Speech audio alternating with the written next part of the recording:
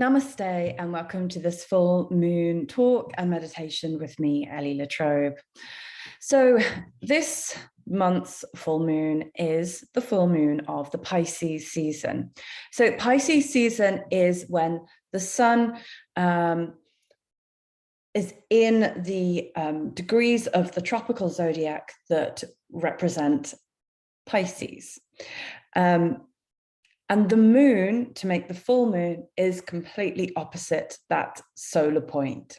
So every single full moon that we have on an annual cycle establishes this polarity between two opposite signs of the zodiac. And the sign that the sun is in is the place that our solar expression, our personality wants to be working in. And the moon is the emotions, that is the kind of waves of emotion that we're going to be feeling, the parts that are maybe stirring up the waves in some way. But obviously, because these signs of the zodiac are opposite, they're intrinsically connected. They have a common thread. And so with Pisces and Virgo, this thread is all about improvement. Pisces governs the spiritual realm, the place of the abstract, the place of oneness, the place of complete chaos. But in that chaos, there can be a spiritual unfolding and a spiritual connection. And in Virgo, we have a more physical improvement, an interest in how we can make our bodies, our projects, what we're manifesting in the world more efficient, simpler, purer, more ready to serve and to help others. There's this real drive in this setup of how we improve ourselves. And of course, we can't just improve our physicality or just improve our spiritual connection. There's intrinsically, the two need each other. This is the essence of duality. Our vibration, our spirit is trying to work through this body, this physical form. So to bring the two together, to work with the two, not rejecting the body or rejecting the spirit. We are bringing both together to work in a soul conscious way. So we don't just escape life on the Pisces side or obsess over the detail and the precise ways in which we can physically improve something and make something more better. Not that that's a good phrase, and you Virgos out there are not going to like that. So let's talk about Pisces, which I've been talking a lot about, whether it's in my podcast. The last two podcasts, we focused a lot about Pisces. And then we'll go on to the Virgo moon. So with the sun in Pisces, we have this water sign that's mutable. So water is obviously that which gives life. It's sustaining. It brings vitality, and it is life-giving in the world. And this mutability in Pisces is how we can change how we nourish. We can change how we can bring about sustenance in the world. And the symbol of the two fishes swimming in opposite directions, one fish up to the spiritual realm, one fish down to the material realm. It's like this continuous cycle of soul being born out of spirit, soul leaving the physical body and going back into the spirit. And it represents not only our own existence and our own life in these bodies, but also the ideas and the projects and the organizations we create and the cycles of anything that has come from an idea through into being born into the world, through its lifetime until when it's kind of finished. So within this mutable cycle, there is always flux. There is always change. It's the sign of death and rebirth, you know. It's, yes, the end of the zodiacal cycle in the kind of modern context, although it's a cycle, you know, it's never ending. And on the soul level, Pisces is ruled by Pluto. So there is this ability to regenerate and, you know, go through some like hard times, and the endings are hard.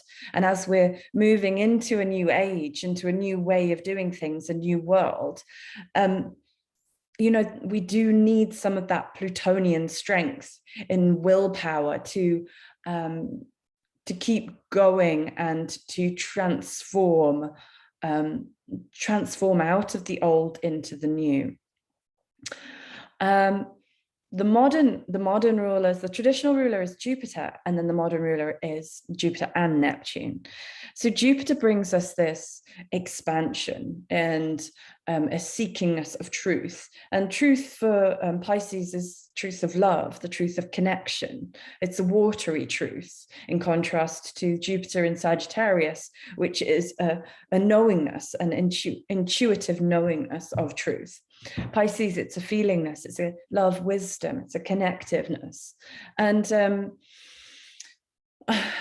in this seek of truth and this expansion into what is true for me, some things have to end, some things have to be wrapped up and round and let go of.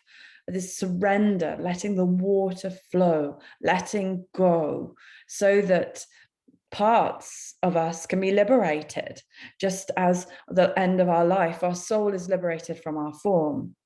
And then the modern rulership of Pisces, which is Neptune, is giving us this real connection to the spirit, connection to the abstract, the untangible, the boundaryless, the place where imagination dances and daydreams can be found. So, I mean, Pisces is, you know, very much the dreamer, you know, but to have these dreams, there also has to be a letting go of old realities as well. Again, that water sign, water relating to our emotions, and this continuous changing, and to be able to bring in the new and dream in the new. The old has to be let go of, the end and then the beginning. So it's the place of magic, it's the place of enchantment, it's the place where we can escape our tangible, mercurial, embodied realities, and we can daydream into some fantasy realm of what possibly could be. But only when we go into that world can we truly imagine what a new life or a new world or a new project or a new career or a new relationship could look like. Yeah. So opposite that, we have Virgo, which again is a mutable sign. It's an earth element. So earth and water are both feminine or on the negative polarity, or the yin, they're more receptive. And earth holds its form. So of all the earth elements, Virgo is the most mobile because it's mutable. And that mutability means that Virgo can take things apart because it's ruled by Mercury. It's going to take all the little pieces apart. Mercury rules the mind. Mercury moves fast. Mercury is quick. Mercury is interested in the details. And that's exactly what Virgo does. Virgo wants us to analyze. It wants us to look at what we've got. Let's take it all apart. Let's clean it all up. Let's take out the bits that we don't need.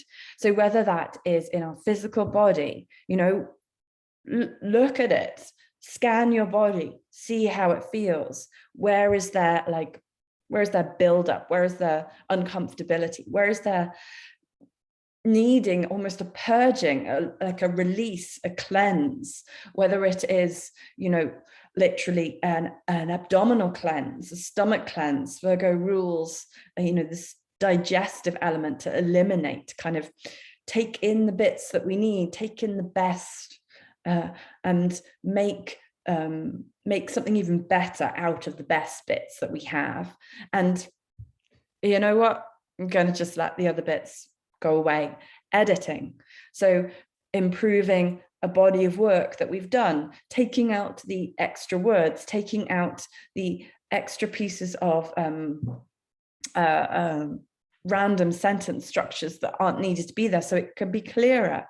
And in the simplicity of the words, it's more effective at conveying the message that wants to be conveyed. It's more effective at helping people, which is what Virgo is all interested in: how to serve, how to make things better, how to make it more efficient in a kind of very practical and pragmatic way. Yeah.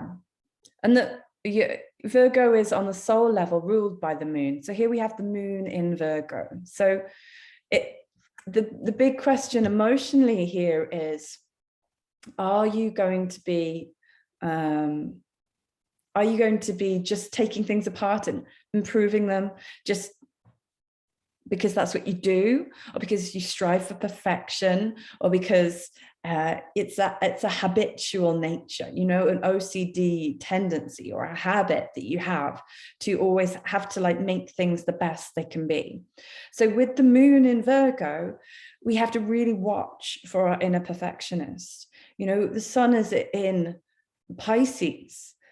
It might be a bit messy. It may seem a bit chaotic, but we've got to allow those dreams. It's not going to be tangible and perfect. It's not going to be like the constructs of all the timelines, and everything's not in detailed form yet. It's a vision. It's a big idea. It's what the new could be. So we have to mind our emotions in Virgo to tend towards perfection, to tend towards needing all the details right now.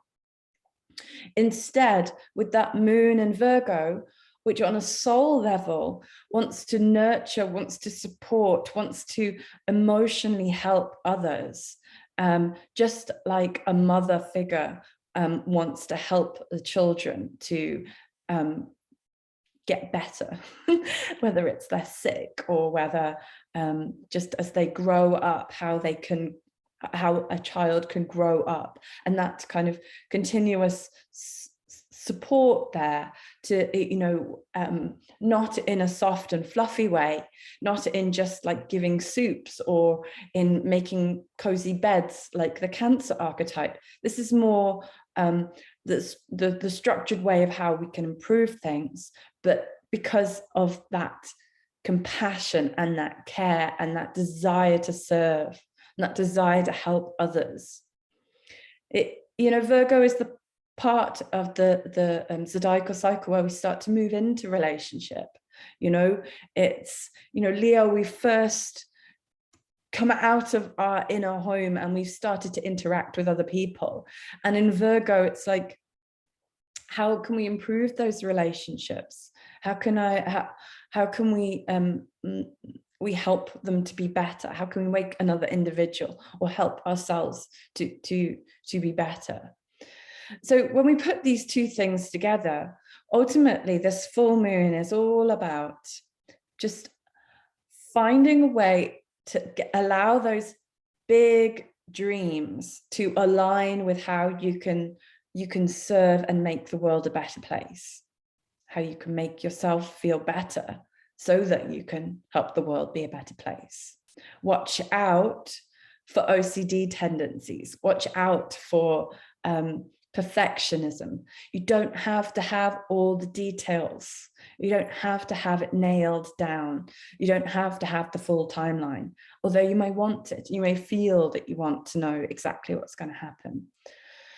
We have to let that part of that surrender, that Piscean surrender, and we're still in that letting go phase, letting go of the old.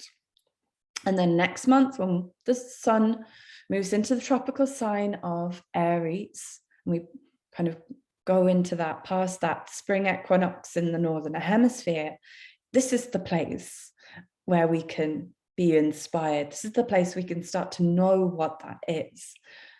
But until we've let go, until we've surrendered, until we've dreamt the dreams and allowed our imagination to be open like a canvas, we're not going to be able to experience the highest and fullest dreams that we can dream.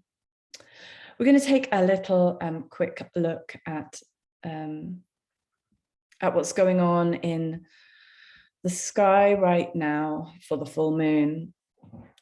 So those of you listening to the audio, I'm going to describe it. So see if you can imagine, we have the sun in Pisces, and very close to it, sun is at 27 degrees and 40 minutes in Pisces, so very end of Pisces.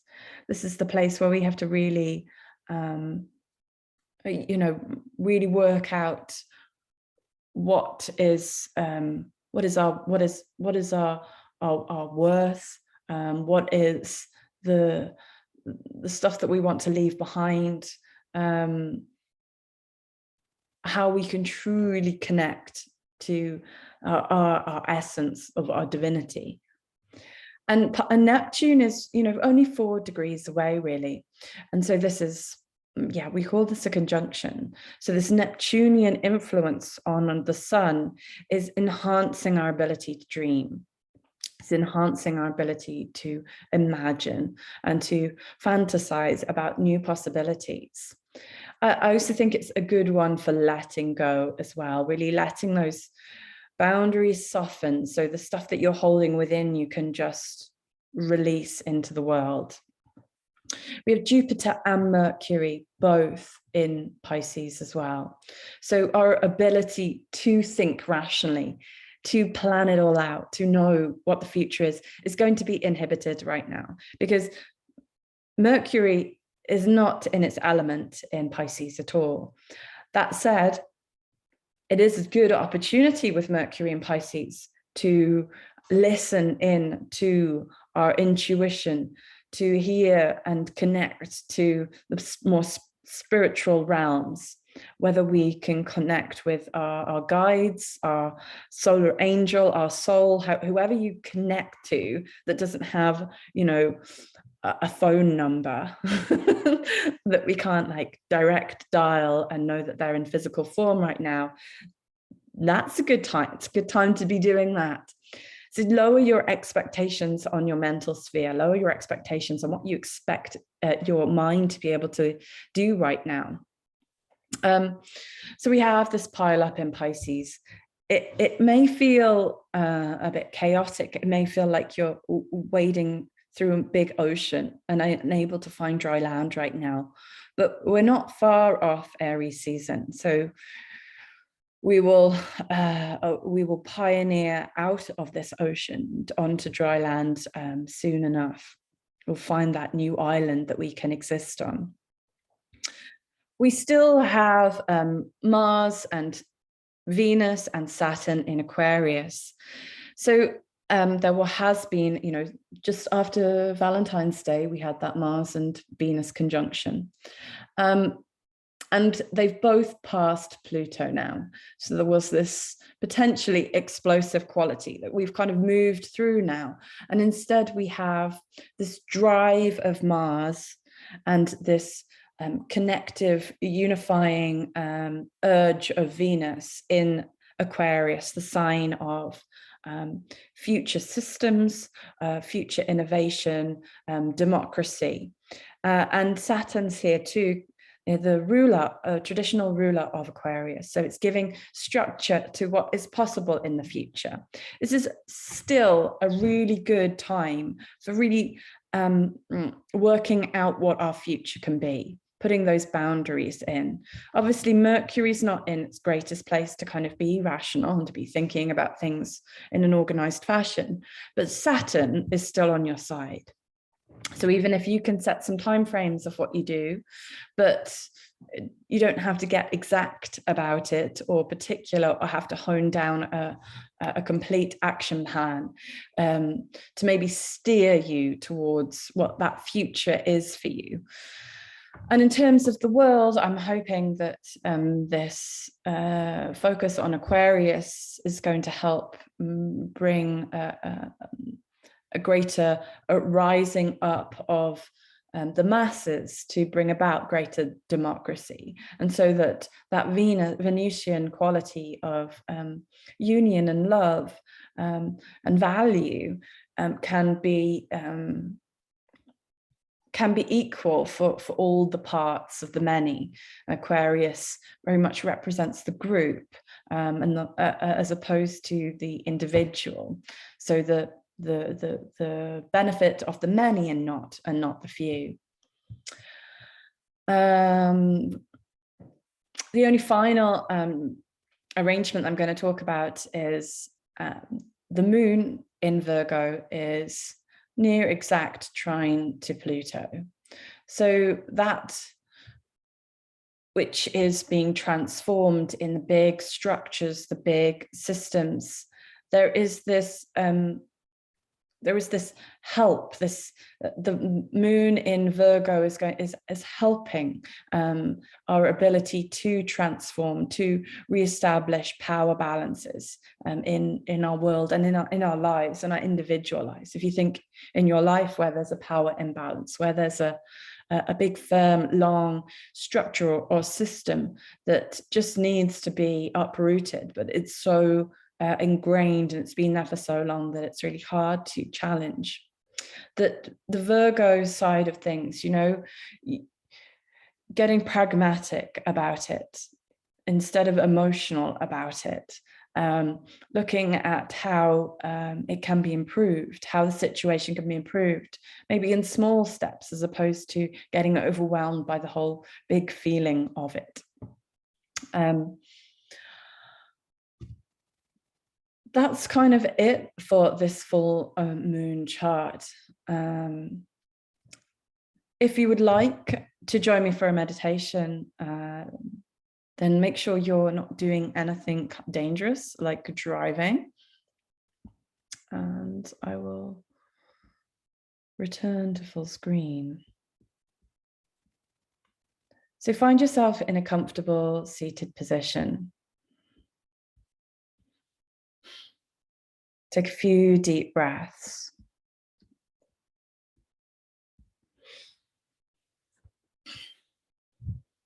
Get comfortable in your body. Ground down through your feet or through your sits bones.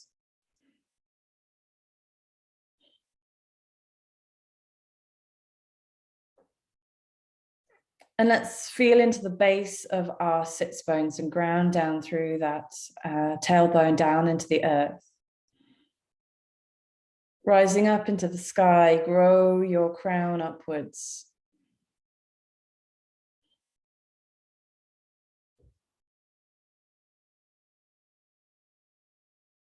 And with your exhale, I want you to let go.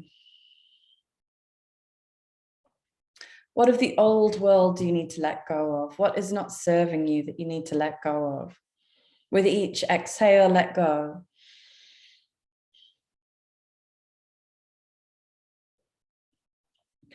Allow your body to become soft, your edges to become soft as you let go. Letting the connection to your spirit be a little finer and more connective.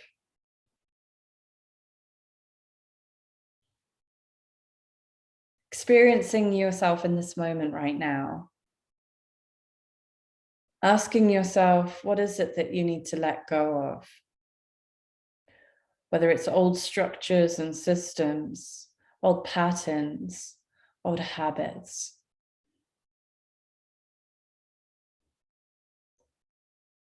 Squeeze out a little more on the next exhale.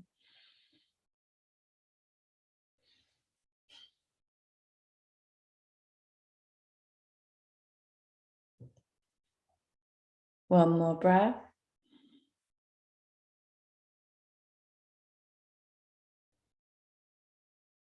And then bringing one hand to your heart, one hand to your belly. Feeling the beat of your biological heart.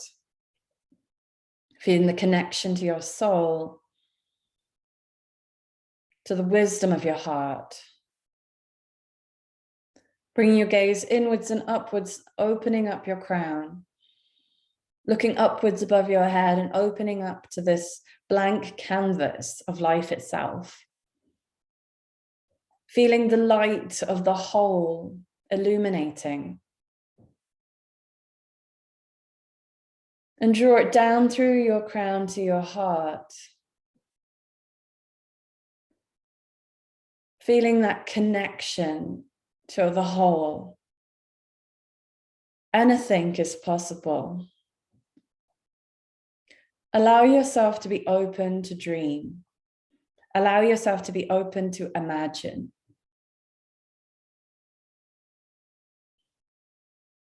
Drawing that imagination to your third eye as you bring your eyes inwards and upwards. What could your new world look like? How could you improve what you already have?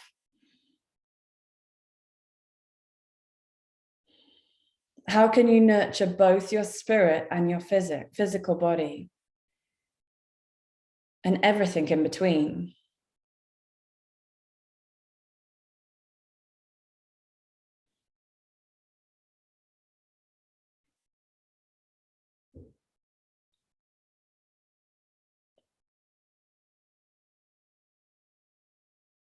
Bringing your eye gaze inwards and upwards. Holding your mind steady in that light. Assure yourself you're perfect just as you are.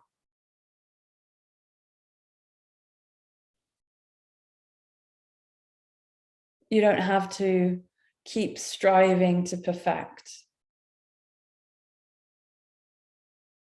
Let go with the exhale. Allow the boundaries to soften so you can receive, so you can dream, so you can imagine. So you can softly allow in a better world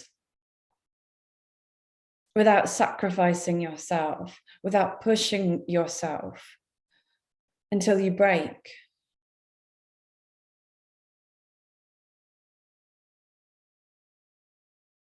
Perfection is already here.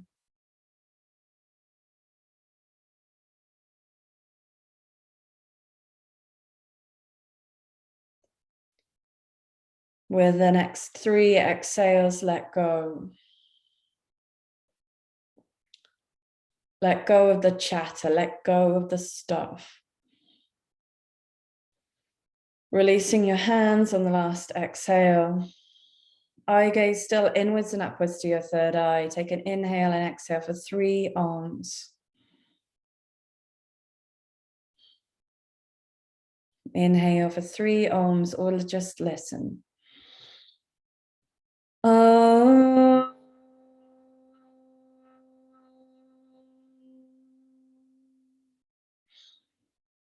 Om.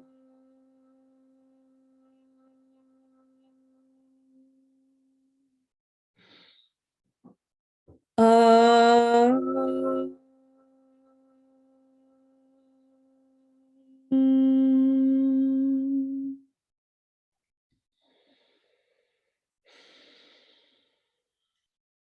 So feel all you have to feel, know all you have to know, and be all that you are.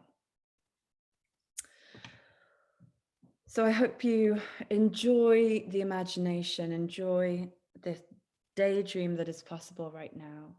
And with each day towards the spring equinox in the Northern Hemisphere, I hope you're able to let go of the past. So you're fully able to make a new beginning, a new cycle as we welcome in the new zodiacal year very shortly. Until next time, namaste.